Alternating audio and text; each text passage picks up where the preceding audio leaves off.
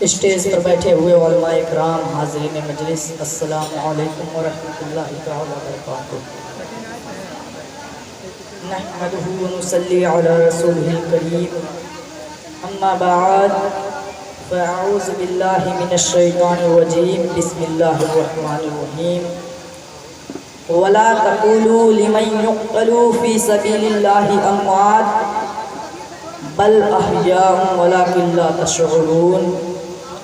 صدق اللہ العظیم وبلغنا رسوله النبی الامین المطیع المہین الکریم، ونحن على ذلك لمن الشاہدین والشاکرین، والحمد للہ رب العالمین۔ شاہ است حسین بادشاہ است حسین، شاہ است حسین بادشاہ است حسین، دی است حسین دی پناہ است حسین، سرداد نداد دست در دست یزید، کہ سرداد نداد دست در دست یزید، حقا کی بنا لا الہ است حسین۔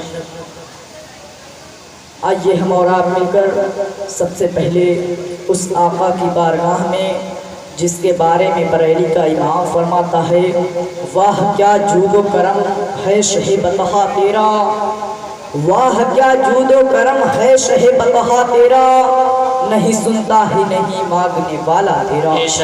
کون آقا؟ وہ آقا جسے اللہ تبارک و تعالیٰ قرآن مقدس میں یا ایھا المزمل کہہ کے پکارتا ہے۔ کون آقا؟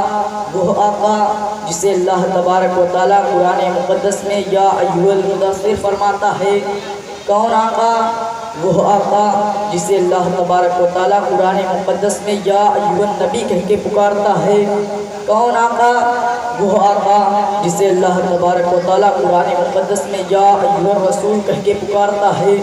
کون آقا؟ وہ آقا جسے اللہ تبارک و تعالیٰ قرآن مقدس میں طٰہٰ و یاسین کہہ کے پکارتا ہے۔ کون آقا؟ وہ آقا جس سے مخاطب ہو کے رب کائنات ارشاد فرماتا ہے کہ اے محبوب میں رب العالمین ہوں اور تم رحمت للعالمین ہو۔ آئیے اسی آقا کی بارگاہ میں جھوم جھوم کر درود شریف کا نذرانِ عقیدت پیش کریں اور پڑھیں بآواز بلند اللہ صلی اللہ علیہ نبی الامی وآلہ صلی اللہ علیہ وسلم، صلاۃ و سلام علیک یا رسول اللہ صلی اللہ علیہ وسلم۔ اس راز سے واقف ہیں زمانے والے، اس راز سے واقف ہیں زمانے والے کہ زندہ رہتے ہیں محمد کے گھرانے والے، اب مٹ گئے مٹتے ہیں مٹ جائیں گے آخر، مٹ گئے مٹتے ہیں مٹ جائیں گے آخر، یا حسین تیرا نام مٹانے والے، یا حسین تیرا نام مٹانے والے۔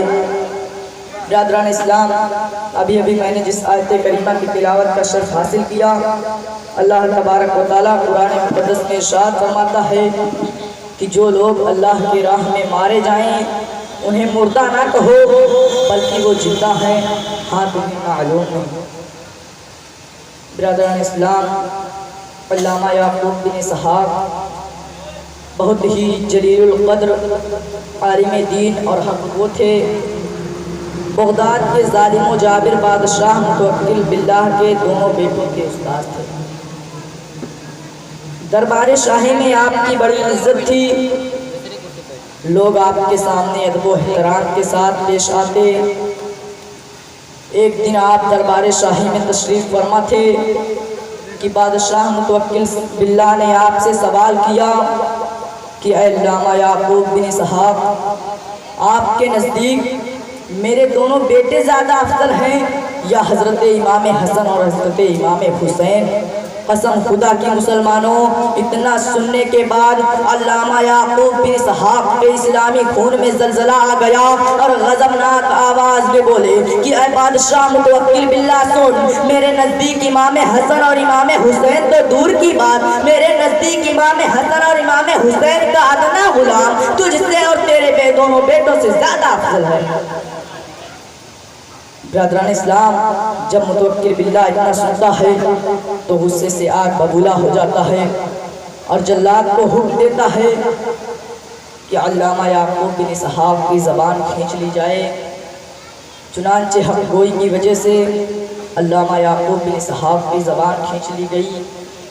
میرے اسلامی بھائیوں، دیکھا آپ نے کہ اپنی زبان کھنچ گئی، ان کو کوئی پرواہ نہیں، لیکن حق بات کہہ کر رہے۔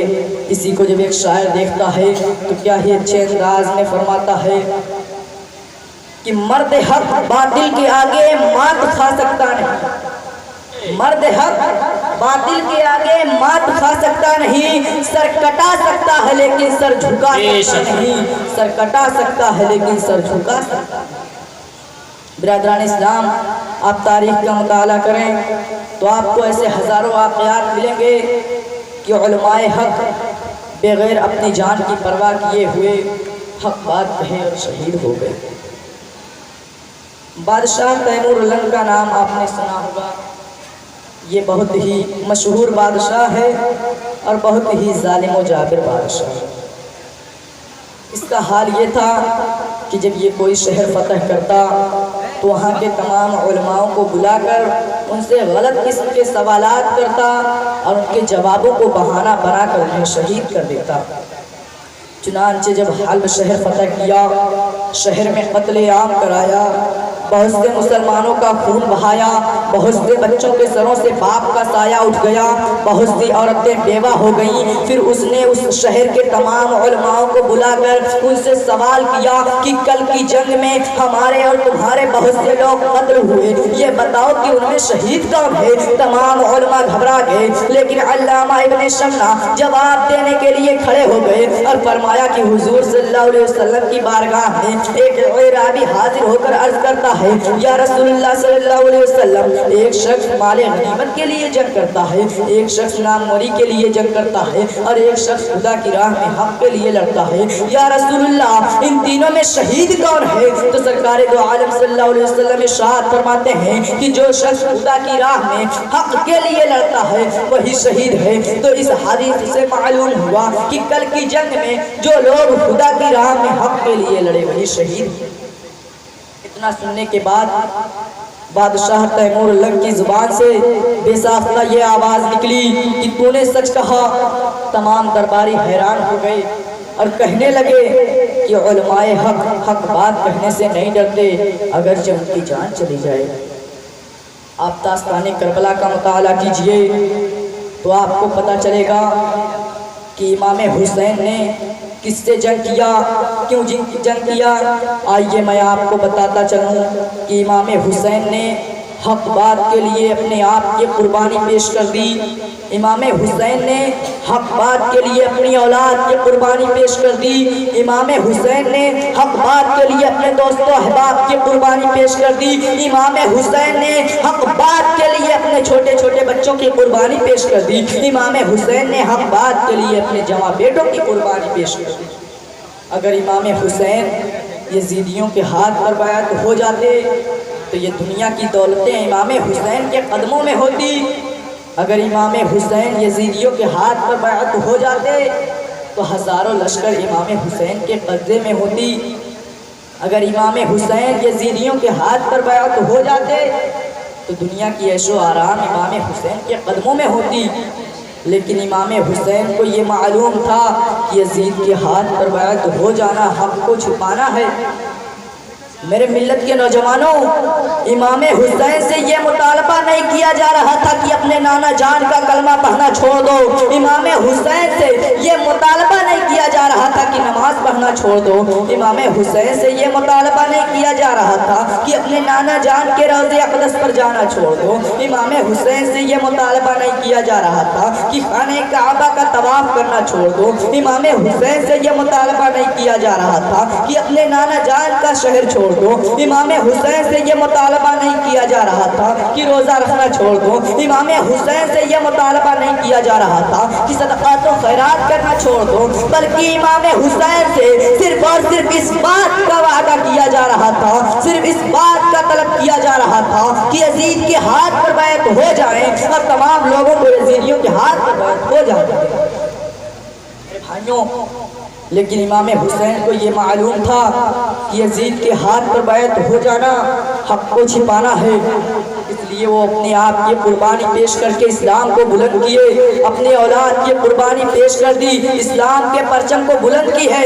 یہی وجہ ہے کہ دنیا آج تک امام حسین کو یاد کرتی ہے اور انشاءاللہ تبارک و تعالیٰ کل قیامت تک یاد کرتی رہے گی۔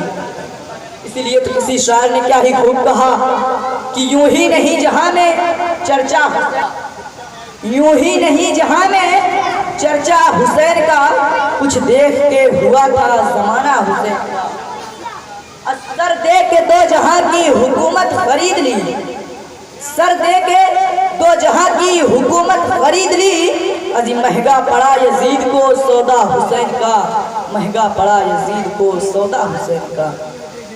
حسین مثبت، حسین کامل، حسین داخل، حسین عاقل، حسین مثبت، حسین کامل، حسین داخل، حسین عاقل، یزید منفی، یزید ناقص، یزید خارج، یزید باطل۔ یہی کرشمہ ہے سچ کا واصف، یہی کرامت ہے کربلا کی، شہید کر کے یزید پانی، شہید ہو کر حسین باقی۔